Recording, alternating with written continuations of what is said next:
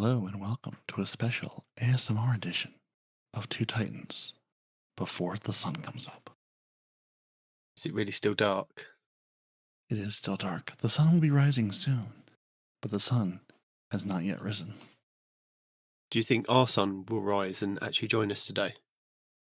You know, there's simply no way to know. You hope as an expected parent that you've taught your children well enough, To set and an they alarm? will rise to the occasion. But there's really there's no way to be sure, no way to know. He said, yes, he can be here. This is his fault. No communication. Let's give him a couple of minutes and see if he wakes up. Sounds good. 5 minutes later. I hate you all. You're welcome. Good morning. Welcome to early morning ASMR Two Titans and a Hunter. ASMR. You mean ass my rear off? I don't know. Look, you two could have recorded this by yourselves last night, but you said no, you wanted me here to hold your hand. So I'm here to hold your hand. I didn't say no. I just said I didn't talk to freaking Peroty. You will Exactly. turn this And car this is what around happens right now. when there's no communication. I have to get involved and I have to direct both of you to the podcast. So this is what you get this week. Gosh. One day I'm gonna make the trip overseas, and you're not gonna like what happens, Demon. I pity you. You pity me. Yeah. You've got to Yeah, deal with sounds Deacon in about real right. life at that point. Deacon loves me. Won't get along swimmingly. I'm sure she won't. Huh? So can I do my voices this week, or am I not allowed to? Because you're I not don't here care for what 5 you minutes. do. Well, I believe you did promise Mr. Renard Calant that there would be no voice this week. Oh. Now, He now was promised that Renard now what? Calant that there wouldn't be any vampire voice. Well, That now was was the that promise promise. made because he thought he wasn't going to be here, and now he is, or was that promise made Yes. because he's actually not going to do the voice? So, I mean, either way, the promise was made. So, Promise was made because I do Nitedemon think an said honorable he wasn't man. going to be here, but he didn't realise that he'd have to rally Peroty and Respawn to the podcast. So I'm now here. I'm now It doesn't conflicted. matter why you're here. You made a promise not to do the vampire voice, which is when I said he said he wouldn't do the vampire voice, but now he's going to do something else stupid. Probably a ghost or Frankenstein or cowboy or who knows what. No. My Dr. Jekyll and Mr. Hyde. I don't even. I mean, You realize they were both just speaking intelligently. It's just one of them was angry, right? Yeah. You know. So Okay. if I rolled the titles, you'll be able to hear it. That's fair.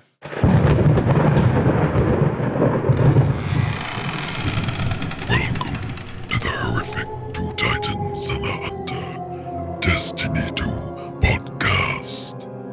A spectacular show dedicated in bringing you all the latest information, news, and opinions. This is a monstrosity of a show for new and veteran creatures of the night, where we share tips, tricks, and tools to help you feast and suck the blood of the innocents. I mean, succeed in the game. So let us not waste any more time. Let us begin the show.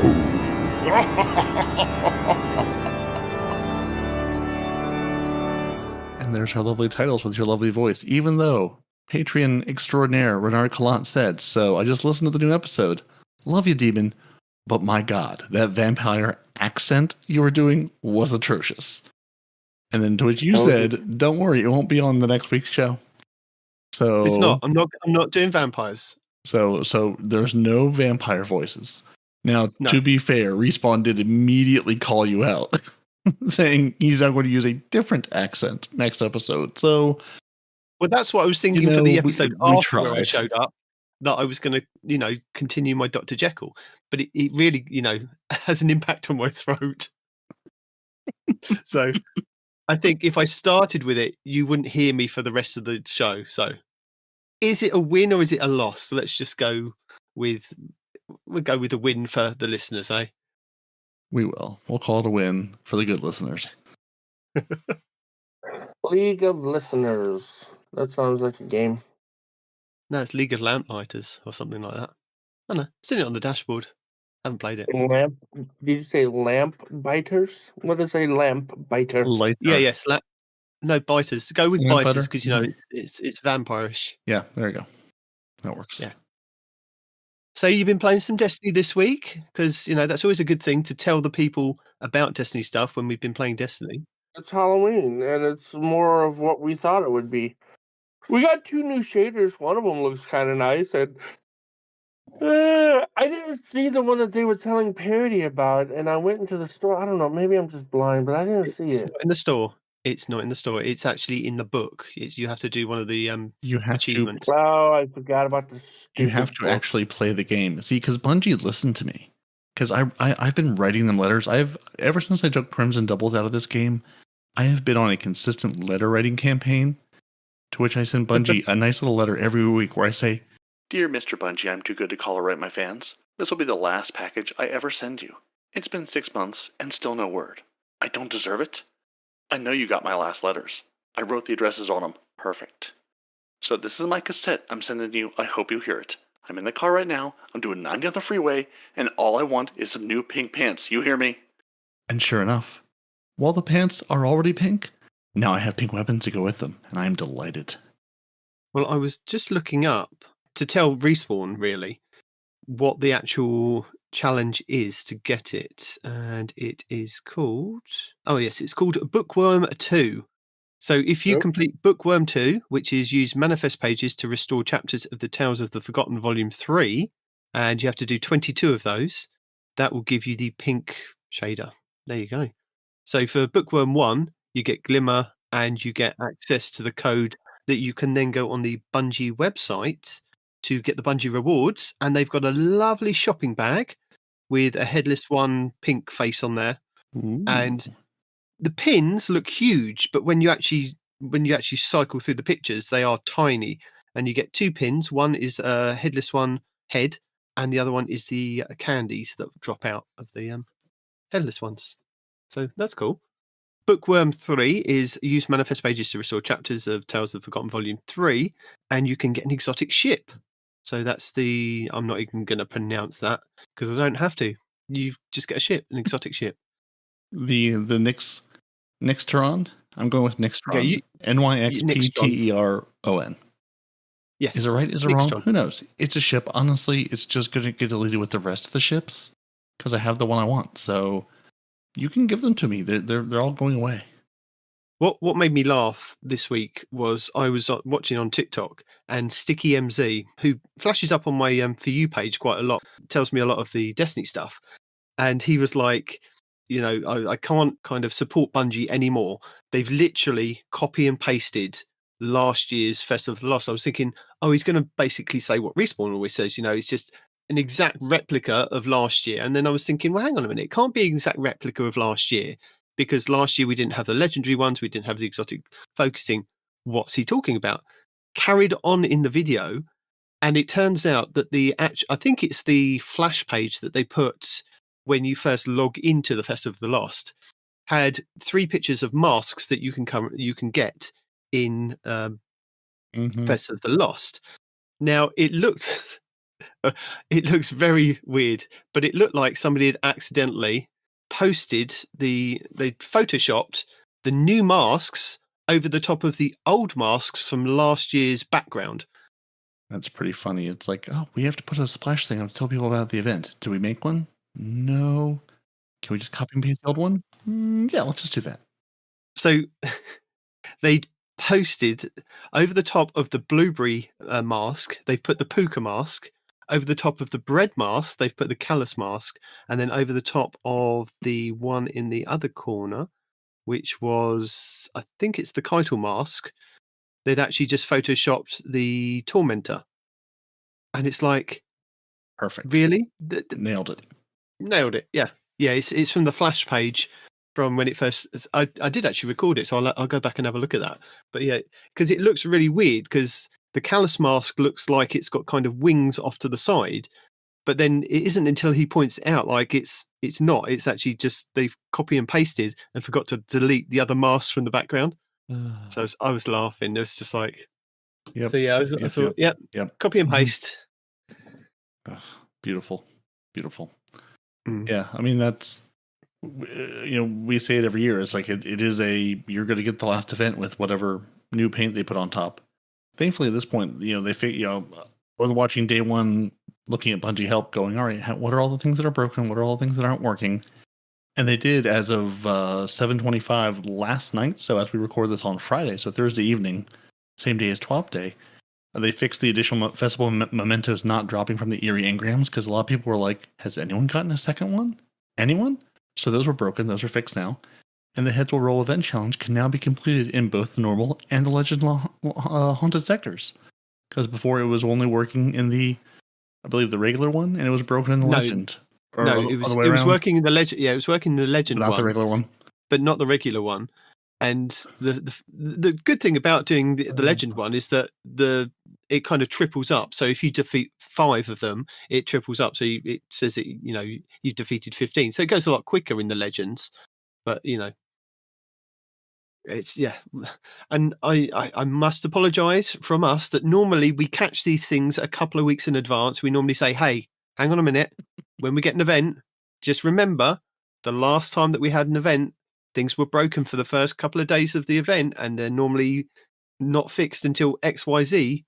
So I apologise that we didn't catch that to tell you guys that this is a general kind of thing. Sometimes it doesn't happen, but it's just nice to know ahead of time that you might think, oh, I'll just, they told me on the podcast, I'm going to go and check. Oh no, it's not working. I'll log in a couple of days when it is actually working. So our fault, I wouldn't say it's our fault. I would No, say it is our fault because they won't take responsibility because they never do. Oh, well, that's fair. So yeah, it was all our fault. It was all our doing. We apologize. The same thing for not actually telling us about Fest of the Lost until it actually drops. It would have been nice to get a page on the Bungie website telling us about the Fest of the Lost, but it didn't actually drop until we're kind of there. And it tells you about your eerie engrams, it tells you about the ornaments, it tells you about the haunted lost sectors, about the cosmic grenade launcher, the event card, which would have been nice to see ahead of time. So you could have seen what's available in there, the stuff that you can get from the Bungie rewards, which we already told you about. So yeah, I'm a bit disappointed that we didn't get more than the 4 haunted lost sectors that we had for the last 2 years. I would have thought that now we have the Throne World and we have Neomuna, that's an opportunity to maybe add another 2 to the rotation. Are you guys happy or unhappy about that? It would have been nice. I mean, the lost sectors again. I just treat them as a place you walk into, you murder everything you leave. So honestly, which lost sectors I'm doing, I'm a little less excited about. I'm going to go in and murder people in lost sectors. That's it. I don't really care where I'm going, but yeah, it would have been nice to at least switch them up. But we got the Legend version. Which, how are you finding the Legend version? Because I kind of jumped. I did I'm going to do that first. Other than the original, go into the lost sector and just start the quest line entirely. I was like, well, let me just go do a Legend one and just see what it is, because I had seen, which answered one of our unknown questions from last week: is it match made, or do I need a party? So it is match made at the Legend version.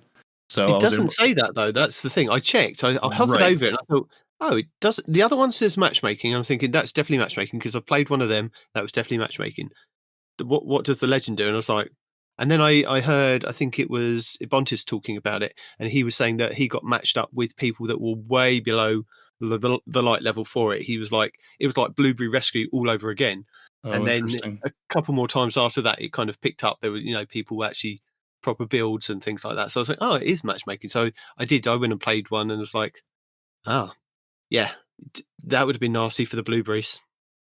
Yeah, and it was one that, again, I wasn't really sure what to expect, because sometimes when I hear Legend, I think, oh, this will be tough, and sometimes it's like, okay, well, this isn't so bad. And this was by far the easiest Legend thing I've been doing. I mean, I was running around with a banner of war, just smacking people around. But which lost sector did you do though? Which Legend one? I think I've done a couple of them. I just sort of loaded into the Legend, loaded them up, and just played a bunch of them. If I had the game on, I would tell you on the little knockout card which ones I've done. I know I've done the one on the moon. but I I think the don't legend remember which one other is on a ones. daily rotation because I Okay. believe yesterday it was on. Oh, I can't remember what it was yesterday, but it wasn't the one that was advertised today that I've played. And the one that I've played Okay. today was the one on Nessus, which Mm, is very hard. And I was like, I went okay. in there with like auto rifles and grenade launchers and Oh, I think yes, it was yes. machine guns or something because I was trying to do the extra challenges on in the book. I was thinking, Yeah. I'm going to have to switch this up and stick on Risk Runner for a little bit of extra arc protection because everything's shooting me with arc, and I was literally jumping over to it, and they were just like one-shotting me with arc. And I was like, "Ow, this hurts." So yeah, That's I took a vicious. sword, I took that, I did my Banner of War, but I was still getting melted every now and then. I was still getting melted, but but there's no time limit once the headless ones have all kind of spawned. So if you can get them to spawn in and then defeat them, you've got. Yep. I think I got up to about not me personally. I had another couple of people with me, but we as a team got. I think it was 10 headless ones to spawn in the legend, Nice. so that wasn't too bad. Yeah. And one was hiding at the back, and I was like, why is this one hiding at the back when the boss has spawned in? So I took it upon myself to go and kill him because I thought, well, that's going to count to extra spectral pages for all of us. So Mhm. I just stood at the back, hiding around behind a box, shooting him, and he's like, I don't like you. I'm just going to throw this smoke at you from this distance. Because he saw what you'd done to the rest of his friends, and he said, "No." I think maybe it was the one on Europa yesterday, because I do remember having a lost sector on Europa that we again, me and my two blueberry friends just struggled to get through. Like I did one of them on normal, and that was a cakewalk, and then Yeah. I did what I'm guessing is the legend one because that was quite a bit different. Definitely a struggle, but yeah, I've been enjoying the lost sectors. I mean, again, I really wish it was a haunted forest or just something else that's not lost Yeah. sectors. Since I mean, but it's basically again, it's just it's a tiny little arena. Go in and fight in this arena and murder everything. So that I've been enjoying. It's not the lost sector piece of it, but the almost there's kind of an objective. Go stand in one of these, capture the zones and then just go murder the things that pop up. So yeah, I've been enjoying it though, and just I've been enjoying collecting the weapons. The thing that the thing that I wasn't happy about, and I know this seems to be it sounds like it's a Bungie moaning show this week, but it's like it's genuine that feedback for Bungie that yes, we wanted more than just like the haunted lost sectors, and yes, if you were going to just put the haunted lost sectors in, we want extra lost sectors. And I know that takes time and money and etc. But this is just to keep it fresh. I know you've refreshed the masks. I know you've refreshed the weapons, and you've put extra shaders and things in the Eververse store. That's fantastic. That is, a lot of other people are quite happy with little extra things, and new players coming will find it absolutely amazing. All this stuff that they can do.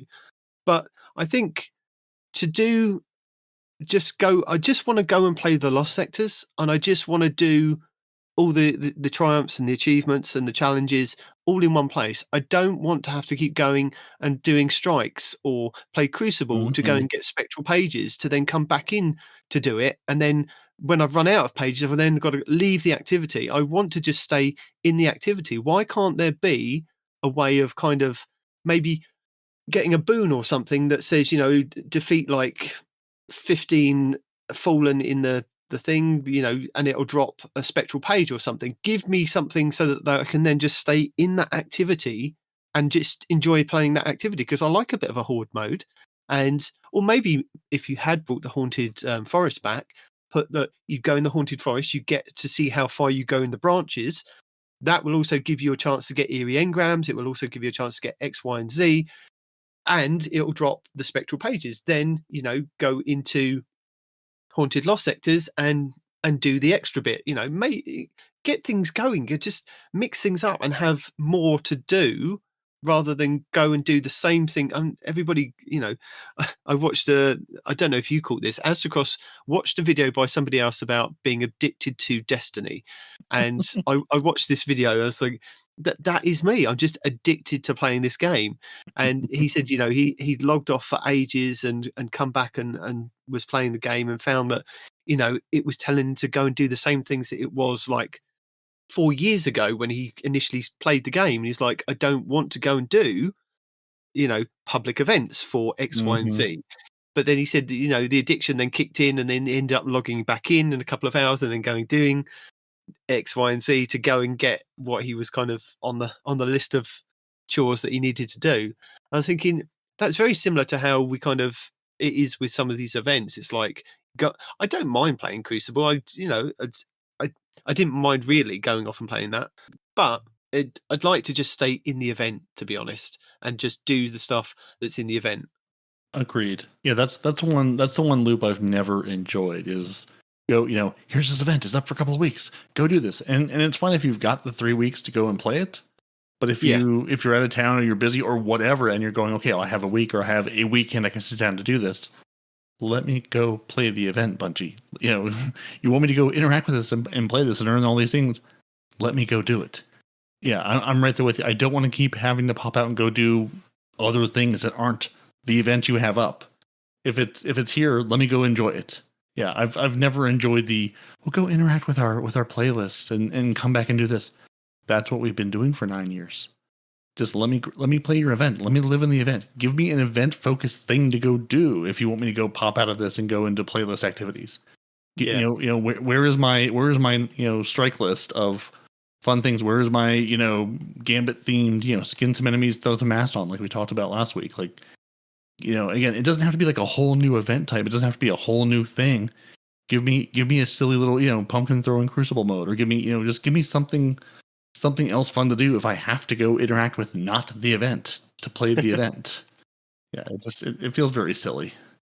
Now, I do like, to be honest, the fact that you have to do like the hidden objectives on the challenge to get the new memento to drop. Now, if you're not aware of this is called the Twilight Triumph, and it's to get the lost memento. It's to get the first one before they start dropping the lost sectors.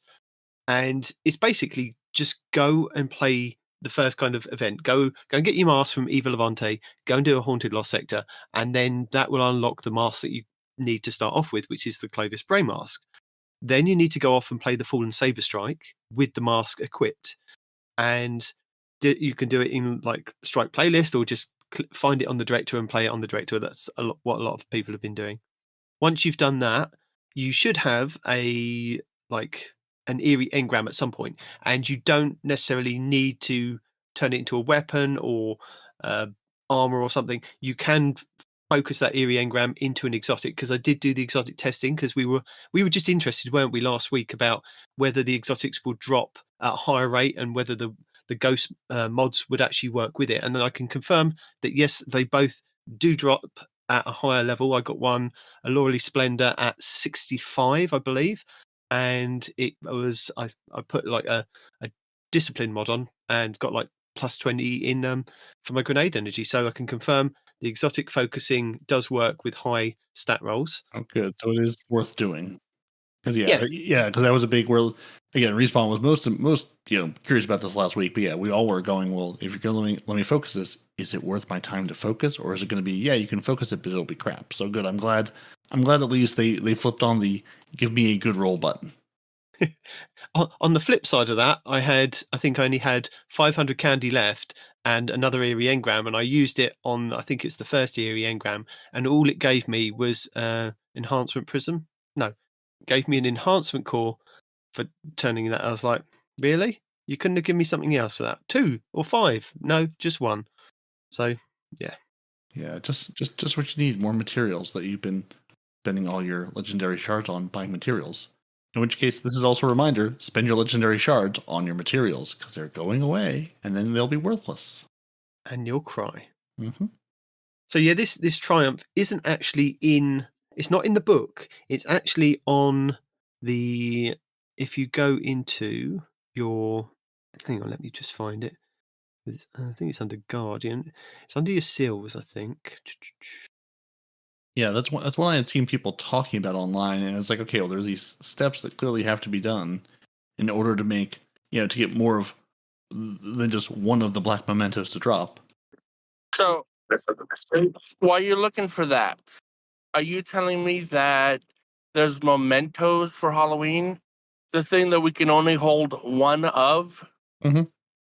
Yeah, we told you this last week. Yeah. We've now got car respawn, haven't we? So technically, we're reminding you of that. since we told you about it previously. So this is a reminder, technically. So you can only hold the one, which means you can only have one shader that you can craft and put that bad boy on, and then hope that you can get another. Yes. Mhm. No, but it's not hoping. It's roll the dice. Yeah, playing the activity and they hand them out. Or I should say, now that they fix them, they hand them out. Okay, but you can only hold one. Yeah, This goes back to the whole. until you put it on something. You know, it's stupid that you can only hold one, especially during a limited time event. Go run and visit the nice little table. Throw it into something. Yeah, I fully agree with you. It's silly. I really wish I didn't have to go again. We were just talking about having to pop in and out of the activity. I have to go to the table. I have to add this memento to something, and then I can get another one, and then rinse and repeat. Or It's another way they just shot themselves in the foot. For you to only hold, whose idea in the company was it? No. It's not that guy's fault. It's not that guy's fault. Let me put the blame where it belongs. Okay, who approved that guy's idea that said you can only hold one of a certain cosmetic item indefinitely? It was Luke Smith. Go for him. Oh. See, I never condone saying violent things towards Bungie, right? They're a video game company, right? There's no need to get hostile or violent. But when I hear things like this, it's hard to discourage that kind of behavior. And you still should, because it doesn't do anybody any good, which is why Bungie doesn't talk to us anymore. So, don't. Yeah. So I said hard to. I didn't say I would. I said it makes it hard to. Yeah. It's still just a video game. So the Twilight Triumph is active in the Season of the Witch. If you go in your active triumphs, go in the Season of the Witch and then go in General, and it is the one at the bottom, and all it is question marks. So thank God that the community has actually worked this out, because, and I don't know how they've managed to work this out. They worked it out very quickly. It was like up and posted within like hours of them finding it. So as I said, the first one is to unlock your Clover Spray mask from just doing one of the Haunted Lost Sectors, which is what it tells you in the quest to kind of do. Once you do that, go and do your Fallen Saber Strike. It's on the Cosmodrome, so it's a free strike to go and do anyway. So go and do that. You can either do it from the strike playlist, or you can do it from the director. Then, once you've done that, you get your Eerie Engram, which you can decrypt into either an exotic or a weapon, etc. You just decrypt it, and then you have to go into the little book that you got from the event and take out the mask like you did with the Clover Spray one, but this time you want the Nimbus mask to equip, and you need to go to Neomuna and kill 100 people, or 100 enemies on Neomuna. And then finally, the last step of the quest is to get the 100 headless ones in Haunted Lost Sectors, and that will give you the Heads Will Roll challenge. And once you've done that, you have to do 25 finishes on enemies in the Legend Haunted Lost Sectors, and then that will give you first all black shader for your craftable weapons. Memento, not shader. It's a shader. Potato. Yeah, exactly. Yeah, but it's worse than a shader, because you can only hold one. Well, you're not going to be able to hold. Remember the days where you could only hold one shader? You're not going to hold any of them, so it won't matter to you. No. Once again, I've been playing the activity. Why are you attacking me? Because it's fun, and you won't remember it. It's a perfect crime. Wow. So you admit to taking advantage of a disabled individual. All right. I got you on recording now. Yeah, that's fine. Carry on. I do think it's a little bit sneaky, though, of them to kind of hide it in a triumph that isn't actually in the book that you could try and find. It's actually in the triumphs for the season that you then have to go and find out how to do, and then unlock the mementos to do it. But, Bungie loves their puzzles. They do. They absolutely love having a little puzzle to figure out, whether it's a puzzle you figure out or a Raid Secret Reddit post you read and go, oh, that's what I meant to do. Good. Let me save that so that I can know what I meant to be doing. But apart from that, you've been enjoying festival stuff, haven't you? Yeah. I mean, gripes aside, and and honestly, most of those gripes just come from being a veteran of this game that's played it for 9 years, and it's like you've done this over and over again. Going, yeah, I mean, if this was the first time, yeah, it'd be something new and fun and fresh to do. It's you do anything long enough, you're going, yeah, I've done this many times. But yeah, I'm still enjoying just going. And again, the weapon selection is nice, and I want that pink shader. So honestly, that's what I'm here for. I'm here for the pink shader more so than anything else. Speaking of weapons, everybody that I've heard is really raving about the horror story, the 450 auto rifle. That is kind of, it's been tuned because it wasn't originally, as far as I remember, it wasn't a stasis auto rifle, but now it's a stasis auto rifle. Yeah, I do remember someone saying, yeah, they gave it the stasis treatment this time around, which is nice. Is it nice though? Because there's a lot of things that depend on kinetic damage, and stasis is okay because if you have things like Tombstone, you can freeze an enemy, but otherwise stasis is kind of pointless. Yeah, I mean, the stasis rework is coming, so there's hope that stasis will be a thing to play with again. I don't know. I kind of like. I have so many kinetic things. Man, Bungie and Hope just don't mix, bro. Why do you keep doing this to yourself? Well, I would just say, I mean, I have so many kinetic things. It's nice to have just a little bit of variety. And apparently, I'll link the videos in the show notes. I think Unknown did a video on the horror story as a whole, and he had like target lock, and I think he had dynamic sway on there with accurized rounds, and then arrowhead break with, I think it was stability, and he was murdering people in the Crucible.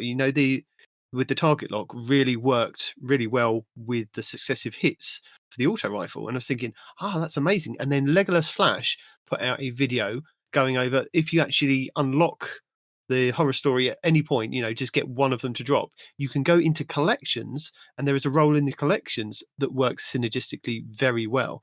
Now, this is Cascade Point, which is final blows or sustained precision hits with another weapon increase this weapon's rate of fire for a short duration. And Discord, which is final blows with another weapon grant this weapon increased speed for aiming down sights, accuracy, and airborne effectiveness for a short time.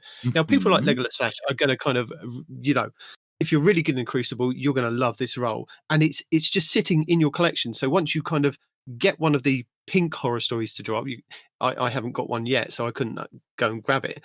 But you can literally, kill somebody with your secondary, whip this out, and it's going to do amazing because it's going to have all those perks active all at the same time. I think the one that's in your collections is a reload master. Or was it handling? One of the two. Well, I don't know about collections, but I'm chuckling to myself because I just had one drop from a Haunted Lost Sector this morning that has Cascade Point and Discord on it. So Put your second favorite auto rifle in your energy slot, and then once you get a kill with that, swap over to the horror story and use that auto rifle. There you go. Ammon and horror story, the fire and ice combination. I like it. It's my own conditional finality. Now, Respawn, have you purchased your armor? Have you gone to your Bright Dust and have you given that to Eva Levante and said, "Here, I want to be a spider"? No. Because I have. I am a giant spider. I have not. Nope. Not even a little bit. Hold on, let me check. No, I have not. That is a negative thing. Hold on, let me double check. It's still not purchased. I mean, it's there. I can see it. I ain't getting it. No, it's so ugly. Why don't you buy the Titan one? Because the Titan one, if you put like a certain shaders on it, you can look. You'll see me go back and buy the freaking Gundam armor before you see me buy the stupid cockroach. You can be the Blue Beetle. No, I've seen the Blue Beetle. He doesn't have that many legs. Well, doesn't matter. They're saying you muted me. Fix it. Nobody's muted you. T-Rex says you muted me. How did we mute you? Never mind. I muted me. Explain to me how I drove hundreds of miles to your home, broke into your house, muted you, and then returned here in the time that you ran. You're sadistic. What do you want me to say?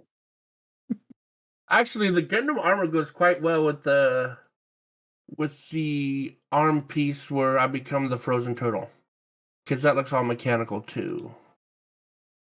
You're now tempted to buy it. I'm tempted to buy the one that I missed out on, which was a couple of years back, which is the Frankenstein-looking one.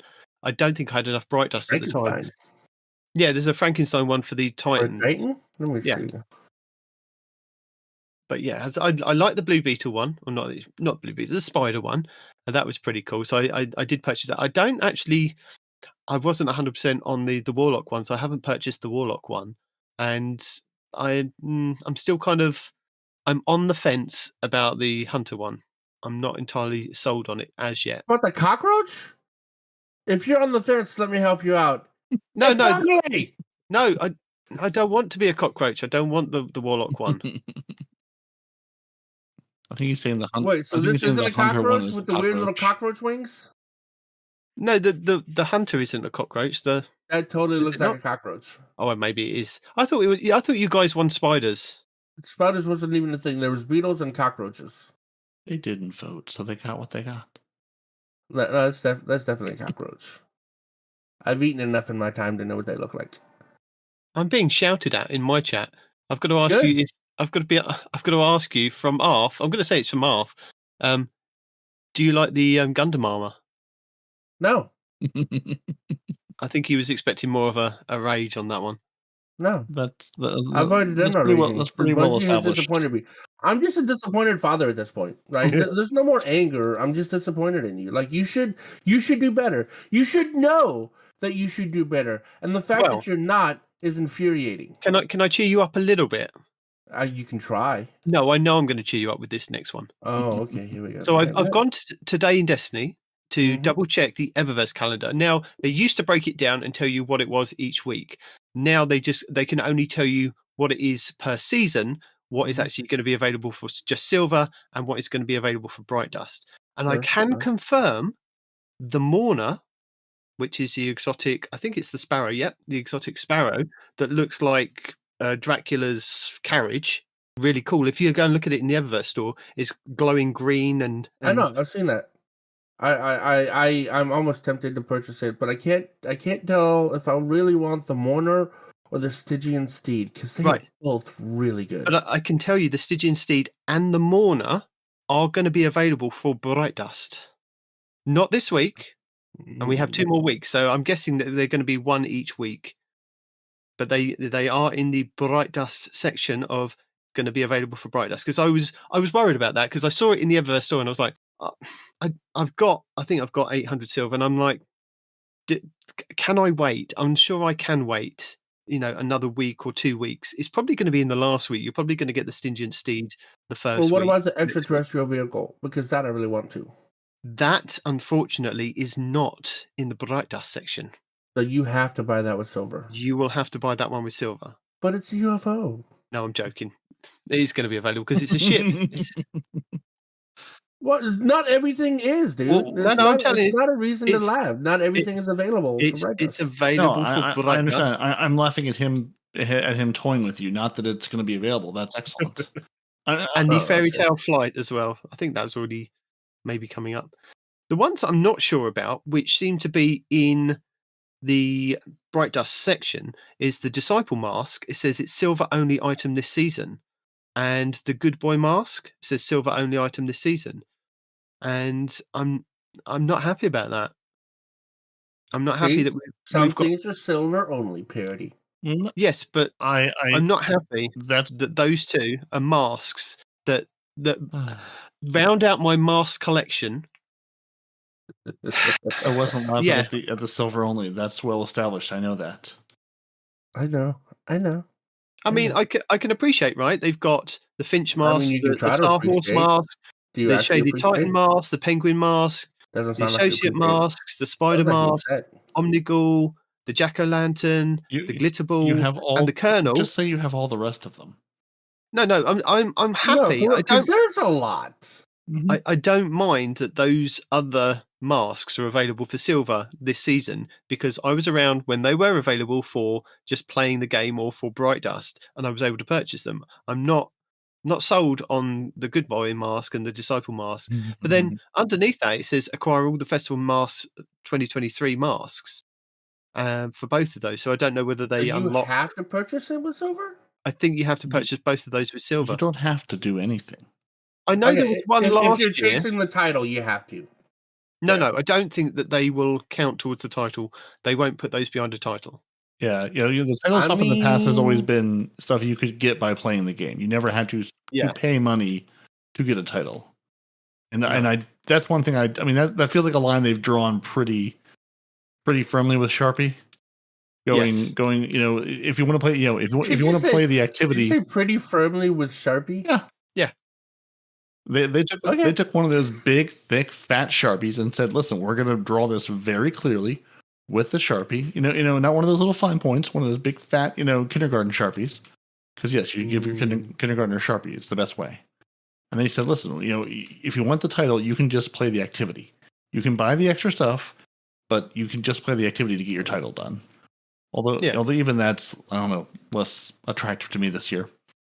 And the two ghost shells that were kind of advertised on the front page of Eververse, the Spinneret shell, which is the arachnid one, looks pretty cool. Nope. And the heart-powered shell, which looks like it should have gone to Crimson Days, but we're not going to touch on that subject.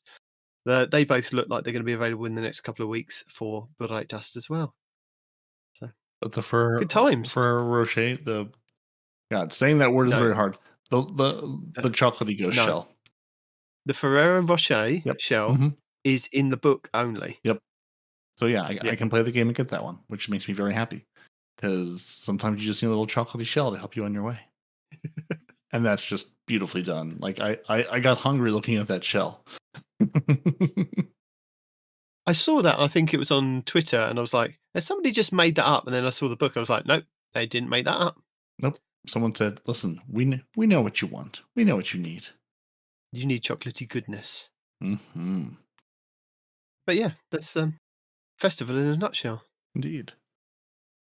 And as we move into the next nutshell, I'd be remiss if I didn't give Nitedemon credit for last week saying, hey, heard you on the podcast saying you'd like to see all the weapons you've never used in Dim. Wouldn't it be nice if that was a thing? Well, it turns out, hey, that's a thing. You can use the kills : filter in Dim, and you can say, kills : 0 or kills, less than 1 or more than 10 or, whatever you feel like doing. And it will show you at least the weapons it believes you've never fired. Now, caveat to that being, it seems like if you have the, the Crucible Catalyst selected on the weapon and you have a whole bunch of PvE kills with it, it may still show a 0. So, use this. Don't just go and go through your vault going, oh, I'm never used this. Let me just delete these wholesale. So, maybe I haven't really looked at this. There were about 90 weapons in my vault that had said you've never fired. There's 0 kills on this. You've never even taken this weapon out of the vault. So that's at least a metric you can look at to go, what do I have that it's never been used? Because at this point, I think most things have kill trackers on them. I know, and this is where my memory gets hazy. I know there were some things where, it didn't have the kill tracker until you masterworked it. So some things would never show up with a kill count. But I think at this point, pretty much everything does. I'm sure Nitedemon will find me 7 examples of weapons he's held onto with no kill tracker. But at least that kills filter will give you at least an idea of, what have I used? Or also, if you're just going, hey, I've got a couple of these. What's the one I've used a whole bunch and the kill tracker is really high on? You can say, hey, show me anything with kills over 100 on it or something. So it's just nice to know there was a way to do the thing I was looking to do, and I just didn't know what it was. Podcast.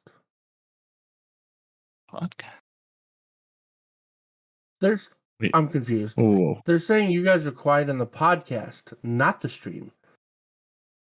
But how are they listening to the podcast if it's not coming out of the stream? They've clearly teleported themselves to the future, where this is a podcast, because this isn't a podcast yet. Normally, all the levels are exactly the same. I normalized everything in the podcast. Yeah, well, I mean, I will let Respawn talk to his chat while I talk to you guys about this week of Bungie. Before you do that, have we not got update 7.2.5? But what if I want to do that one first? What if I like it more? What if it's shiny? It makes me happy. You're just steal my happiness. Okay. No, but Okay. you like telling people about the updates. You can't skip the updates that you love. You can get your mid-season patch. All right, we've hit the mid-season. Apparently, Is this the mid-season patch? Is it? I mean, they said they were doing all the weapon changes in the quote mid-season patch. So I guess mark your calendars. October 17th, 2023. That is mid-season. Is it really? Who really knows? Because calendars are very difficult. So yeah, our giant 7.2.5 mid-season patch dropped. It brings many things. Now I'll tell you the things that brought you. What I'm not going to tell you is all of the weapon changes again, because we already did that. So if you really want to know, I'll let you off of that. you can go back and listen, because and honestly, it's a whole lot of, increased damage, fall off range, 0 stat by 1 meter, going, no one knows what that means. Go watch Fallout's video. He'll explain to you exactly what all that means, and why you're seeing certain auto rifles in the Crucible having a little bit better time right now. But you know what else we got? We got some fixes for Crucible. There's multiple out-of-bounds areas on multiplex, the new Vex map. They fixed those. Disabled Icarus Dash while using the Aegis Shield in the Crucible Relic game mode. They fixed an issue where the Sparrows could be used on multiplex, which wasn't really so much of an issue, but fine, take our fun. Trials, Meltdown, they made some adjustment to the Dominion Zone and the heavy ammo spawn positions. And the Dominion Zone is just, that zone that pops up that you need to capture to try to win. Why it's the Dominion Zone and not just a regular control zone, I don't know, because it's fancy. It's all gold, put some glitter on it. If you've been running the Route of Nightmares, the encounter challenges are now active. I don't know if they were not active previously, or they were not scheduled active. to go active. Oh, well, there we go. But now they are. They weren't active at the beginning of the season, and I was telling people that this week should be this week, that week should be that week, and there was nothing on the director. I kept going back and checking, thinking, well, maybe it's actually in the game, because they haven't actually said anything. They haven't said, oh, by the way, this is broken and it should be. And then I think it's the first week that we had Route of Nightmares as the farmable raid was last week. So in theory, it should have then. I thought, oh, maybe it started the rotation now, because it's had its kind of featured raid, and now it's going to. But yeah, obviously there was an issue, and they just didn't tell us about it. Yeah. So now they're active. At least allegedly. Are they really? I don't know. So I guess someone should go check. Allegedly, we'll say allegedly. Yeah, now. I mean, they're saying as of this patch it's active. So we'll trust them until someone tells us no.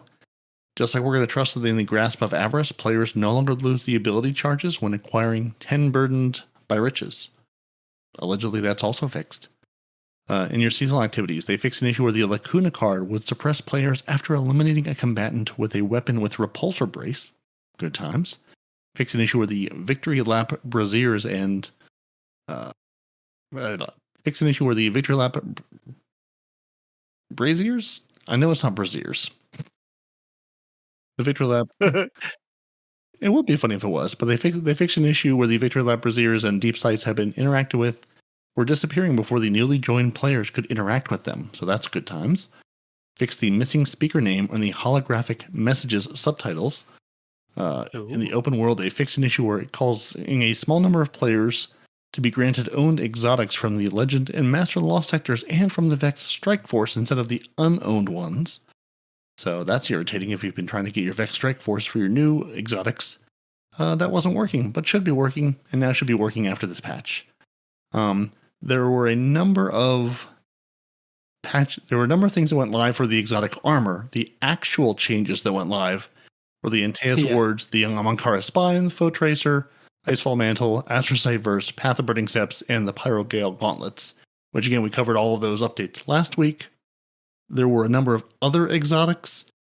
I remember Syntheseps, and I remember there was a bunch of hunter ones where text changes on the exotic, but the actual exotic themselves functionality has not changed.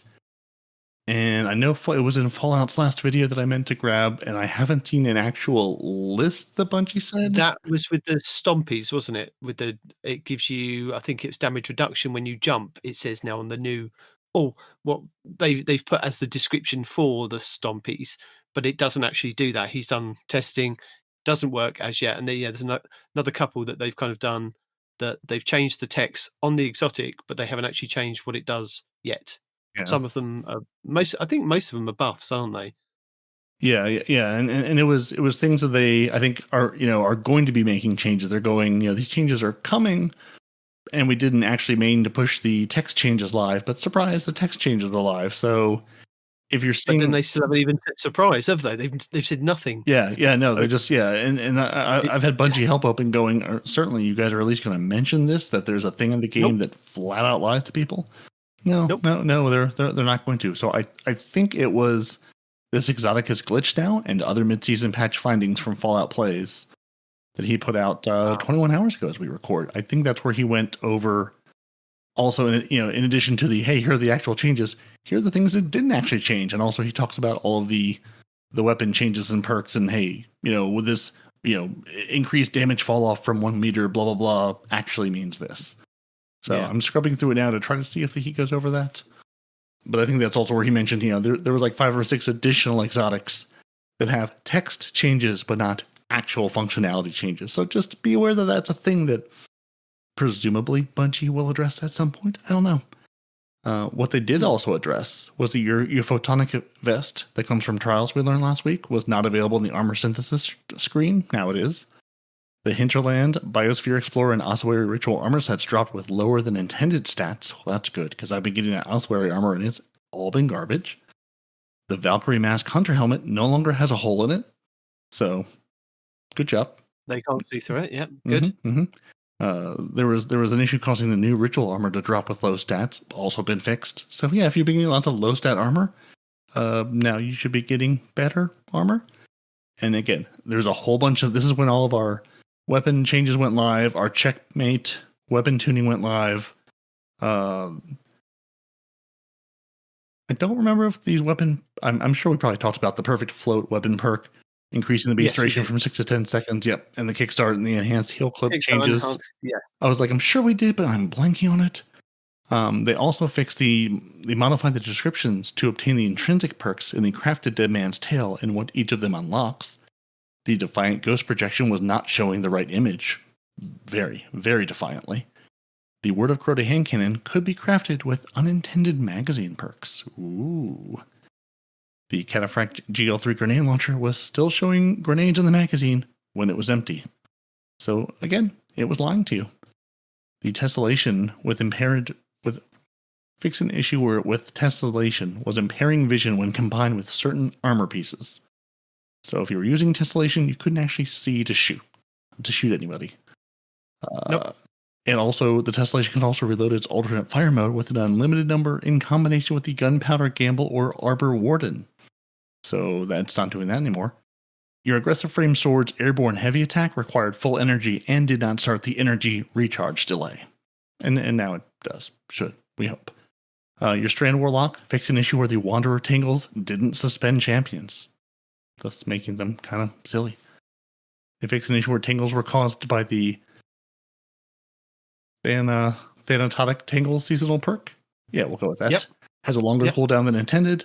And your Unstoppable Fusion Rifle season perk, your Unstoppable Fusion seasonal perk would incorrectly activate on linear fusion rifles. They're not all in the same family.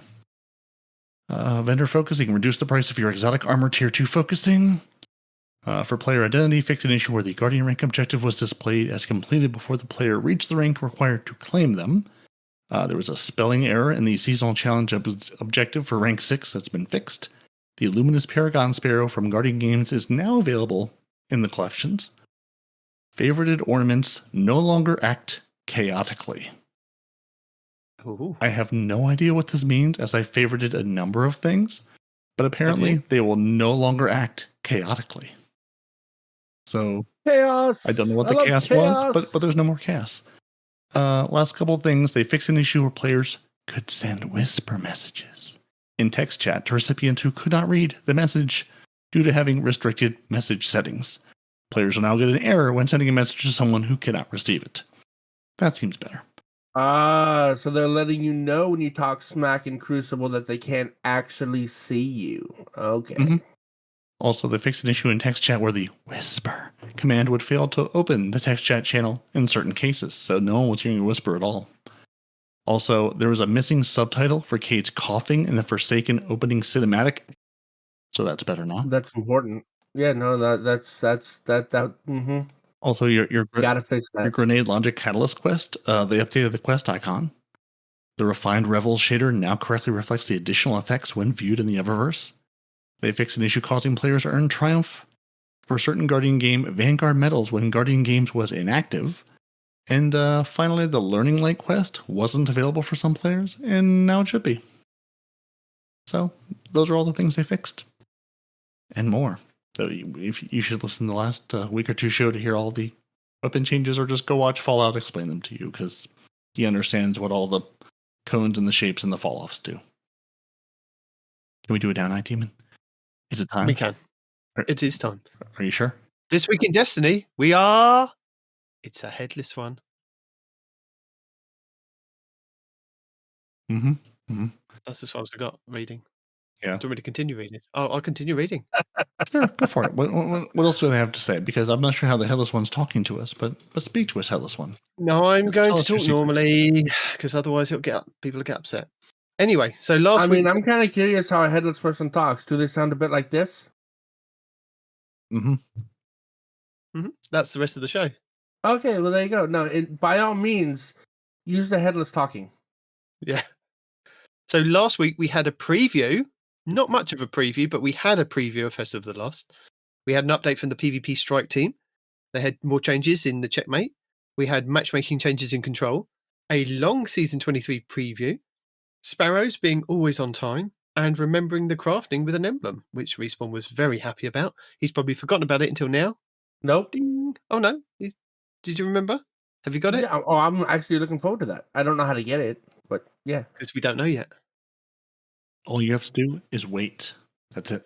Yeah. Just wait. Wait until Wait, did you just we'll try to tell you. catch me out? Did you get it yet? Really? I was just Really? testing you.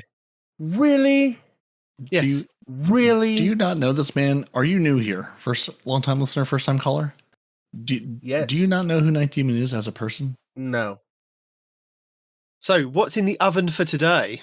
It's not cookies. Do we get to make cookies? No, Want to make that's not- cookies? Cookies isn't yet. Cookies is That's not true. You Next absolutely season. have Halloween cookies. Okay. no This cookies is should be next Halloween season. cookies. Eva Levante brings the cookies next season. It's not. I don't know Nah, why they've put that.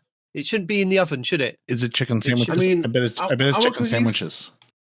What is with the chicken sandwich? Chat. 2 people in chat said that. What the hell does that even mean? Well, see, yesterday, speaking of text chat, it's important if you play on console to turn on your text chat. It's also important if you play on console to turn on the ability to respond to text chat, because sometimes friend of the show Donnie, which I always hear Nitedemon's accent, Donnie was like, "Hey, you want to run some Nightfalls?" And I said, "I don't actually know how to respond to this lovely text chat, so I'll just go join him." So I joined he and Davey, and we ran a couple of Nightfalls, and we dressed accordingly as 2 pieces of bread and a chicken to make a chicken sandwich. Because the fashion game is the most important part. What, with like the masks or whatever? Yes. There's a piece of bread mask? There was a bread mask last season. There's a whole loaf of bread mask. DMG got the bread and then he gave it to all of us. And then he left. So speaking of helping people out, J4, our new Patreon, Yes. I said I needed help with the exotic scout because the door just wasn't opening for me, right? So he jumped in, and Oh my God. not only did Please he tell me you still have not done that. no, it's done now, and we have the catalyst. But before right? that, you didn't. You still hadn't My done. door wouldn't open when I tried it, dude. Oh my God! I've got some bad The news wicked for you. implement. Oh my I've word. got some bad news for you. What? Speaking of people who haven't done things, some of us No, haven't. you're fine. Some of us haven't You're gone back fine. in to get the No, wicked you're fine. implement. But it was just him because didn't he spent like 6 weeks going? I cannot get through the door. I cannot get through the door. I couldn't. So I still couldn't. So- Why are you yelling at me? It wasn't me. Well, The okay. only way I could get in is J4 did Yeah. the same crap that I was doing the whole time, but Yeah. because he was there, the damn door opened this time. Oh, okay. so he brought the key. He actually job. went and did the statues instead of me. So And because he did the statues, because nobody else would do the statues in there, so I would have to do them. So he went and did the statues. The damn door opened. We got the gun. Then we went and got the damn catalyst. All right, it wasn't me. Oh, so no, it was you then. It was a you problem. It wasn't me being. Yeah, it was you. No, it was you being inept because obviously, look, somebody else went in there and did it for you. Oh my god! Now to be fair, he did hide the key from you and waiting all this time to bring you the key so he could unlock the door for you. He actually set this plan in motion months ago. You see, I was trying to give you credit, and they're being asses. You see that? You see that? It's not my fault. We're not giving him credit. No. Wow, that is a very pink horror story. We are just saying that you are inept at actually doing that. But I know because I did the thing I was supposed to do. Okay. Thanks to J4, you actually managed to get through it. Yeah, it doesn't sound like you did though. So can we get on with this week in Destiny? No, I suppose. Okay. Just because y'all are being buttheads. I am enjoying Respawn finding out just how pink the weapons are. I didn't even look at it. So a spooky event deserves a community activity. We have an update on Sparrows. There's Vanguard extra ranks and double Nightfall loot, which we would like to have known a week before, Bungie, not now. How many times do I ask Bungie? It's not much of an ask to know a week ahead. No. What I don't get. It does seem that Bungie disagrees with you about it not being a big deal. No, but what I don't get is they used to say on the Friday reset, they used to give you a list of everything that's happening the next week. And they would say if it was double loot or double XP the following week for X, Y, and Z. They've stopped doing that for quite some time. So it begs the question, do we get to Tuesday and we just push the randomized button and it just goes, that's the one for today? Mm-hmm. Yes. We've done all the others and that's the one for today. Yes. Because it really does frustrate me because I like to plan ahead and I like to know what I'm doing that week, so this week, Haunted Lost Sectors and stuff. So he says he likes to plan ahead. That's not really true, guys. What he has to do is he has to know what Bungie's doing. That way he can adjust that around his wife not being home and around his children not having to bug him, right? So he's not really trying to plan things out. He just needs to know what he can do as long as the wife's not home.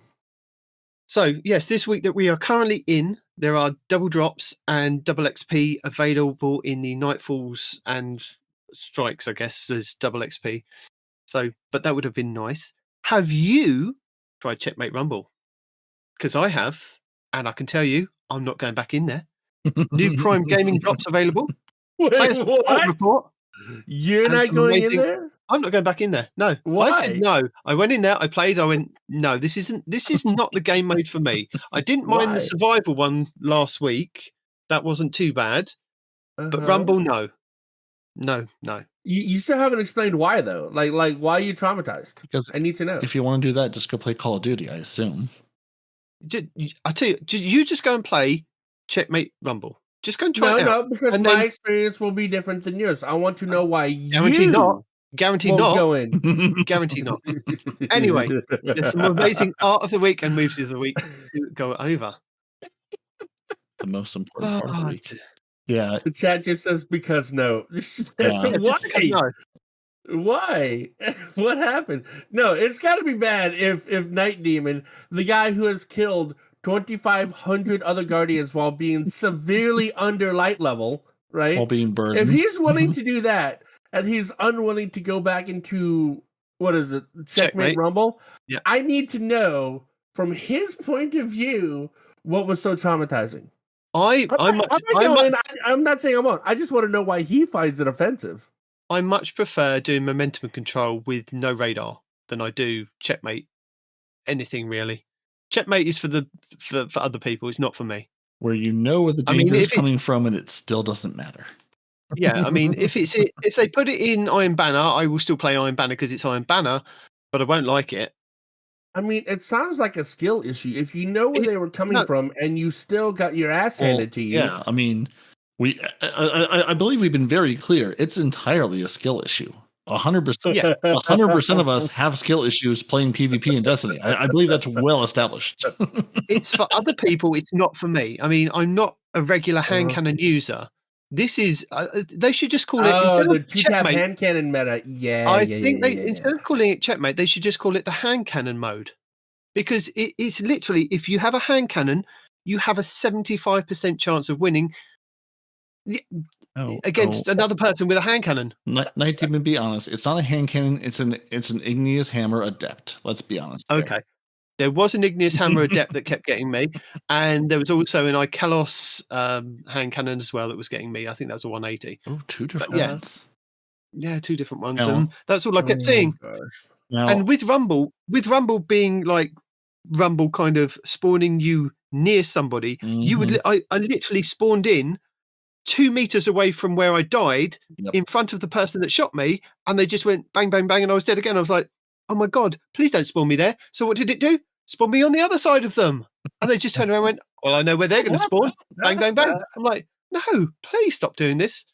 Now, did you play before or after the patch went live? Not that I think that's going to greatly change your experience, but just out of curiosity. I played before the show. So patch has gone live. So the patch has gone live. So don't say try it again after the patch because it'll still be bad. I jumped into momentum control again. One, forgetting entirely that the radar wasn't there, so that was good fun.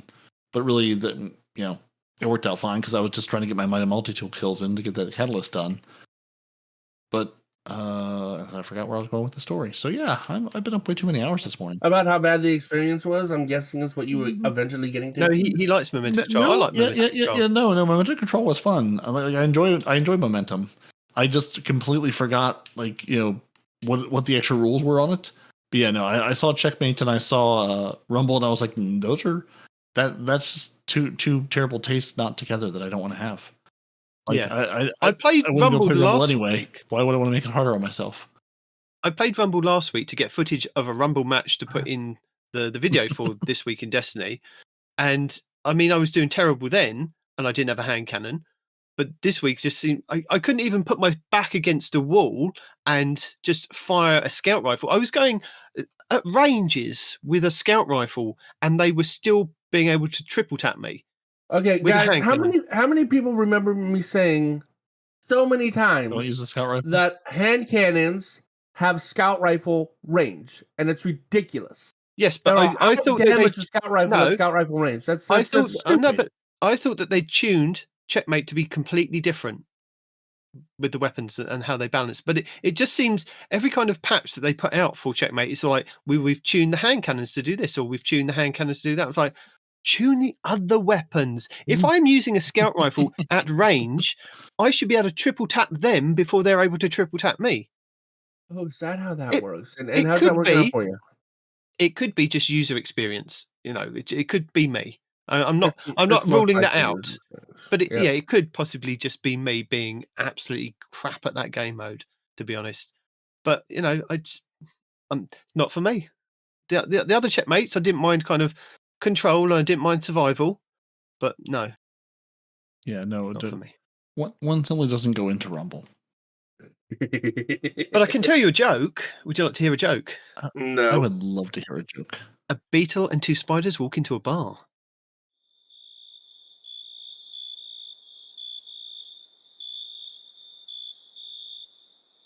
Mm-hmm.